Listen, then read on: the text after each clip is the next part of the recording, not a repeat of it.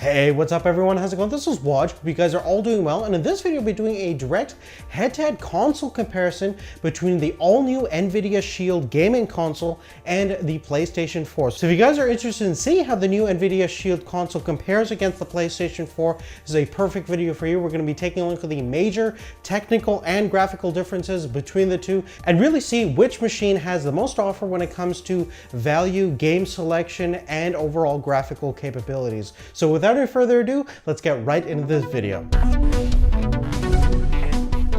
Now, even though both the Shield and the PS4 are similar in the fact that they're both gaming consoles designed for the TV, they're actually quite different in terms of how they achieve that functionality. One of the things you're going to notice straight off the bat is the compact size of the Shield console. It pretty much measures about half as much as the PlayStation 4, and it's quite thin as well. And that to me is one of the benefits of the Shield console. Since it's so compact, you can put it anywhere you like, whether that be on a computer desk or on your ever-crowded living room entertainment stand. Now, even though the Nvidia Shield is quite a little compact machine, Nvidia is really trying to do their best to make it as powerful as possible. They're using their latest 64-bit processor, the Tegra X1 chip. This is actually a octa-core chip that's comprised of 2 quad cores, and it also has a integrated GPU using Maxwell-based technology, and it's a 256 core GPU, so that should give you plenty of horsepower to play most of its games at fairly decent playable frame rates at 1080p. Furthermore, we have 3 gigabytes of RAM, so plenty of multitasking capabilities on this little machine. Plus, in terms of your wireless connectivity, it's using 802.11 AC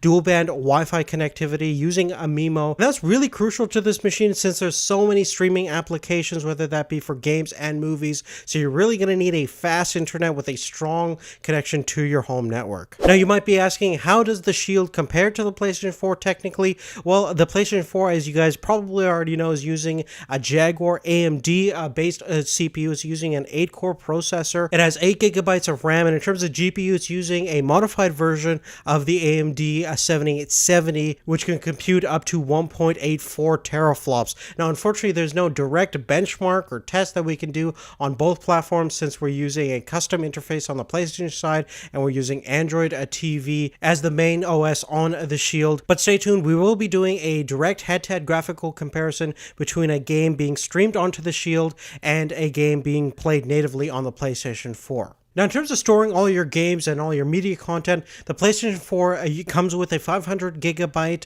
of removable hard drive. You can easily upgrade it to whatever you like, which is quite fantastic. Now, the Shield actually comes in 2 different versions, the 16 and 500 gigabyte version. So basically, for the 500 gigabyte version, you have to pay about $100 more. Now, you can get a micro SD card and expand the memory yourself because there is a micro SD expansion slot at the back of the Shield, which is really nice to see. Now, as far as ports and connectivities, the PS4 has a decent amount of options. In terms of audio, we have a dedicated optical out. We have HDMI out, which is actually 1.4 compliant, so there's no 4K on the PlayStation at this point. And you obviously have an Ethernet connection as well as an auxiliary connection. And of course, we have some USB connections for charging your controller at the front of the console. Now, the back of the Shield, we have quite a bit of options. We basically have a proprietary power connection next to a HDMI 2.0 connection that allow you to basically view 4K content and potentially even 4K gaming in the future. So that's really nice to see that brand new connectivity there. Next, we have a full-size gigabit Ethernet connection, which is quite essential if you want to get serious into game streaming, especially if you don't have the fastest wireless network available to you. And after that, we have 2 full-size USB 3.0 connections, and right next to that, we have a micro USB connection. And last but not least, we have the micro SD card slot, which is again going to allow you to expand your memory. A very handy tool, especially if you get the 16 gigabyte model like I did. Now, let's talk about the controllers that comes in both these two machines. On the Nvidia Shield side, it's using the identical controller that we came across last year with the Shield tablet. So a very decent controller, a very similar interface of what you would expect to see on an Xbox controller or any modern gaming controller. The configuration configuration of the thumbsticks is where you expect them to be. You have the standard A, B, X, Y buttons, and obviously a directional pad. We also have, again, 2 triggers and 2 shoulder buttons. Pretty standard stuff. Now, the stuff that isn't kind of standard is a touchpad, kind of like the PlayStation 4, but we have the pad located at the bottom of the controller, right above the 2 volume dials. Now, at the top portion of the controller, we have a couple of different capacitive buttons. On the very top, we have the Nvidia logo, which is going to activate the Android TV search system. So definitely a little handy tool there, especially if you want to search your game library or search the web. It's basically using Google search technology behind it. Now below that, we have 2 start buttons, which is going to allow you to pull up different menu items depending upon what kind of game you're in or what kind of applications you have. And right below that, we have a little circular button which pulls up the record functionalities built into the Android TV Shield console. So here you can actually start streaming your gameplay on your Twitch channel. You can take a screenshot. You could even record your gameplay and save it for later purposes, which is definitely an excellent and handy tool. Now the PS4 obviously has very similar functionalities when it comes to streaming out your gameplay, capturing different gameplay footage and things like that. So pretty redundant features there, but it's nice to see that we have it on the Shield console nonetheless. Now coming back to the controllers, I really don't have any major complaints about the Shield controller, but for me personally, I still think that the ergonomics are better on the PlayStation 4 controller. Plus we have the rumble feature, which the Shield controller unfortunately lacks. Now let's talk about the number one most important thing about any gaming console, and that's obviously the game content and library. Now the PlayStation 4 has a very rich game library right now. It has over 5,500 games available to it, whether that be based on the PlayStation Now streaming service or physical discs themselves, and there's a lot of titles available for pretty much every kind of gamer out there. Now as a pure games experience, the Shield console is actually quite compelling. There's actually 4 game libraries to choose from. The first library is based on the Nvidia Shield optimized games. These are essentially Android based games that have been optimized for the Shield interface and for the controller. The third source of games is basically Android games library themselves. So these are basically casual games that you would find on your smartphone that have been ported to the Shield. The other portion comes from Nvidia Grid. Now basically this is a service where Nvidia streams out all these popular titles to your Shield console. It's the same service we've seen on the tablet and indeed their portable system, and basically you really do need a very fast connection to make this whole experience to work properly. And even if you do have a very fast internet connection, you're still going to come across a little bit of lag, a little bit of response time, and 720p resolution, generally speaking, with the occasional artifacts and hiccups.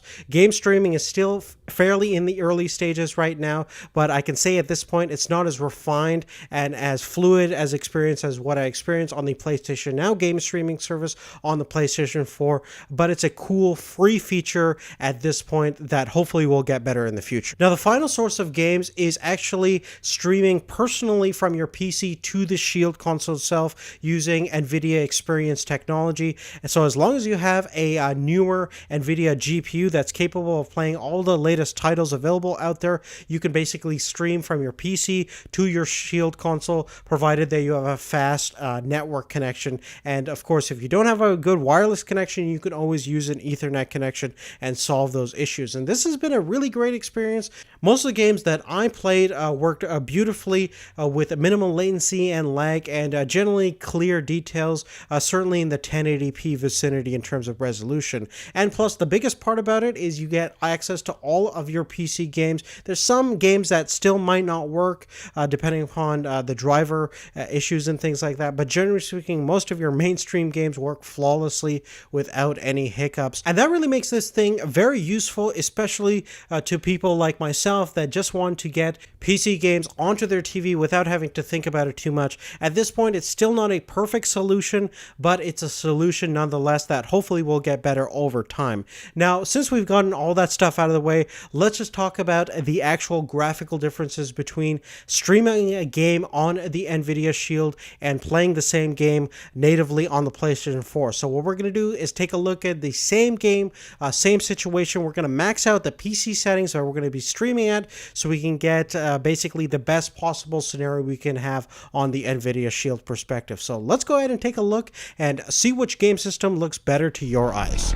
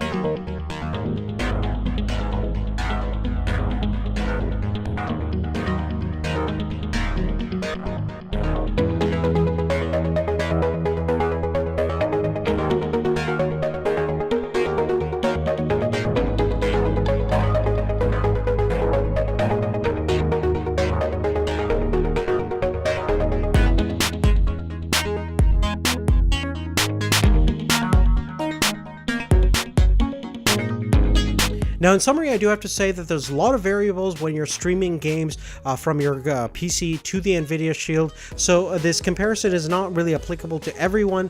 But essentially, if you have a computer that can play most of the modern titles at full maximum settings at very playable frame rates, and you have a fast wireless network or a LAN connection to the Shield, you generally are going to have a very similar experience to the PlayStation 4, because there's still going to be a little bit of a disconnect between the streamed game and the actual game itself, and you could definitely tell that when you compare the streamed game recording to the PC game recording, where you're still going to see a little bit of artifacts here and there. And if we were to talk about consistency, since the PlayStation 4 is going to give you a consistent frame rate and the exact same graphical capabilities across the board, you're probably going to have a general better gaming experience on the PlayStation 4 console. That is, of course, until the technology improves on the Nvidia Shield side. But in most cases, games are very playable and certainly very clear with minimal lag, as we talked about before. But when it comes down to comparing it to the PlayStation 4, I still think that the PlayStation 4 is generally the better gaming machine. So in general, I think the Nvidia Shield in terms of game selection definitely gives the PlayStation 4 and indeed even the Xbox One a good run for its money. And talking about money, it's actually half the price if you go with the 16 gigabyte version like I did compared to the next generation console. So there's definitely a lot of value. I'd love to hear your guys' thoughts and opinions on the new Shield console. What do you think it has to offer based on your unique needs and interests? Love to hear all your thoughts down below, and definitely check out the description if you want more information about each of the consoles. If you like videos like this and help support the channel, check out our Amazon links, and if you get anything through our Amazon links, it gives us a little bit of kickback. Doesn't cost you anything extra, but it helps make all these videos possible. It definitely helps us out. I'd like to thank all you guys for your continued support, and definitely stay tuned for the full review of the Nvidia Shield console coming up pretty soon. So thanks again for watching, but we'll see you later. Take care.